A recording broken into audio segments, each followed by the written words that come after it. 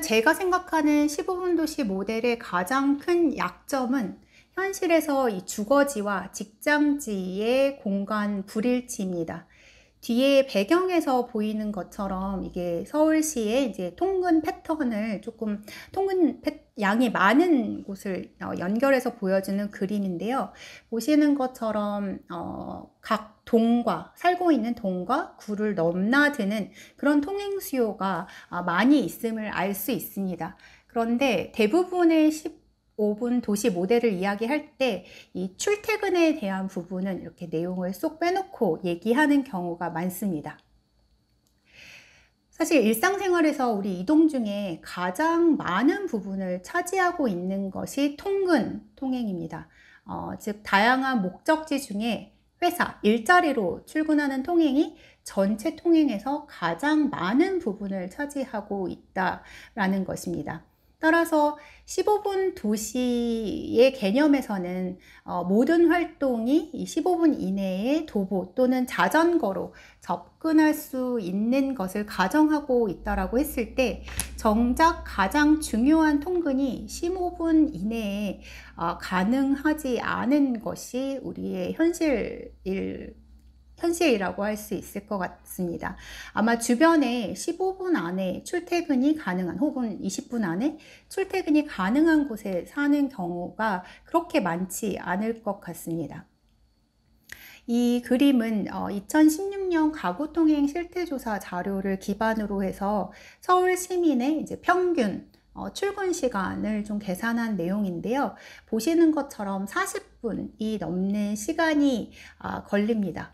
이 가장 많은 통행과 또 통행 시간을 차지하는 통근 통행이 15분을 훌쩍 뛰어넘는다면 이게 진정한 15분 도시라고 할 수 있을까 한번 생각해 볼 지점입니다. 실제로 우리나라는 OECD 국가 중에 그 출근 통행 시간이 가장 긴 국가 중에 하나입니다. 이와 같은 이제 이게 주거지와 직장지가 달라서 발생하는 문제인데요. 이런 주거지와 직장지의 불일치 문제는 사실은 굉장히 오랜 기간 동안 저희 도시계획 분야의 주요한 과제거리였습니다. 교통비용, 또 주거비용 등의 경제적인 이유, 또 가구 특성, 주거지의 어메너티 등 굉장히 다양한 이유에 의해서 주거지가 선택이 되는데 이 결과로 주거지와 일하는 장소가 일치하지 않는 경우가 굉장히 빈번하게 발생이 됩니다. 우리가 그렇다고 해서 어떤 지역에 일자리를 많이 만든다라고 해서 이 직주 불균형 문제가 해결이 되는 게 아닌 경우가 굉장히 많지요. 왜냐하면 거기에 산다 그래서 반드시 그 지역에 일하게 된다라는 혹은 일을 할 수 있는 여건이 된다라는 것은 아니기 때문입니다. 따라서 이런 것들을 고려했을 때 이 15분 도시 모델이 실제로 작동하기 위해서는 그 대전제로서 재택근무가 확대되고 혹은 집 근처 공유 오피스를 활용하는 그런 근무 패턴이 일상화되지 않으면 사실은 15분 도시 모델의 실현이 굉장히 어려울 것으로 보입니다. 팬데믹 이후에 이제 재택근무가 굉장히 늘긴 했는데요.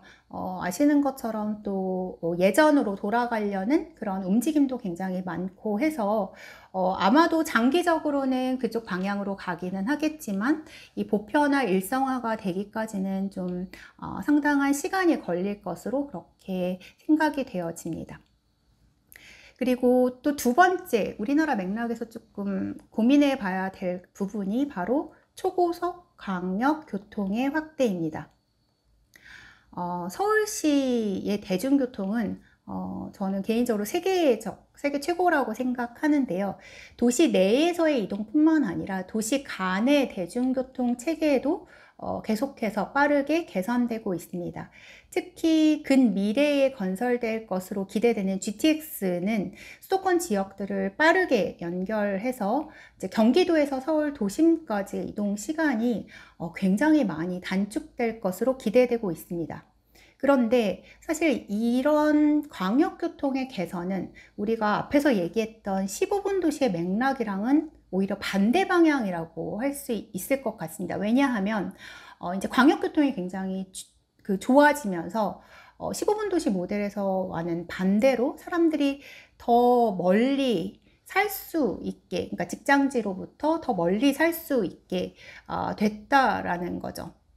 그러면 여태까지는 사실 도시계획에서 굉장히 중요한 목표 중에 하나가 직주 근접, 아까 앞부분에서 이제 직장과 그다음에 주거지의 불일치 문제에 대해서도 얘기를 했지만 이 직주 근접이었는데 이 초고속 철도 기반의 광역 대중교통 시대에 이 주거지와 직장지의 물리적 거리가 멀어지는 것이 나쁘다고만 봐야 되나?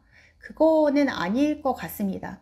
이 자동차가 아닌 철도 기반으로 연결이 되기 때문에 온실가스 배출이 낮고요. 또 초고속 연결이 되기 때문에 이동 시간도 굉장히 단축될 수 있습니다. 이 도심까지 15분, 20분에 연결이 되면서 주거지는 굉장히 저렴한 곳에 살 수 있는 옵션이 많이 늘어난 거죠.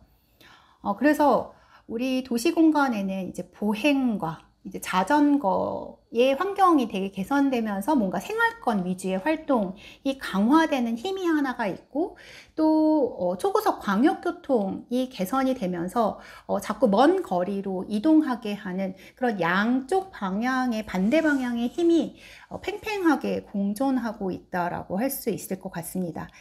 그래서 이런 맥락에서 우리나라의 15분 도시 모델은 이 서구 중심에 강조되는 그런 물리적 이동거리의 단축에서 좀 더 나아가서 전반적인 이동성 관점에서 이제 실제 우리 시민들이 체감되는 시공간적인 이런 가까움에 기반한 도시 모델이 조금 더 적절할 것으로 보입니다.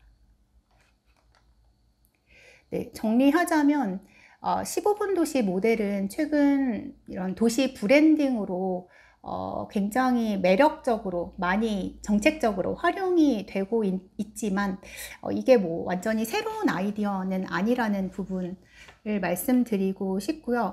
또 15분 도시 모델이 굉장히 개념적으로 이해하기 쉽고 또 실현되었을 때 여러 가지 장점이 있지만 앞서 말씀드린 것처럼 우리나라 맥락에서는 조금 재해석되어야 될 필요가 있다라는 말씀을 드리고 싶습니다. 이 도시의 규모나 특성에 따라서 아까는 이제 서울 수도권의 말씀을 드렸지만 또 각 지방의 중소도시라든지 이 규모와 가지고 있는 뭐 대중교통 인프라나 아니면 인구 특성 등에 따라서 이 15분 도시라는 모델이 생활권 도시 나아가서는 광역권 단위에서는 어떤 위치에 있고 또 어떻게 연결이 되어져야 될 것인지에 대한 고려가 함께 이루어질 필요가 있을 것 같습니다. 네, 그러면 오늘은 여기서 15분 도시에 대한 간략한 소개를 마치도록 하겠습니다. 네, 감사합니다.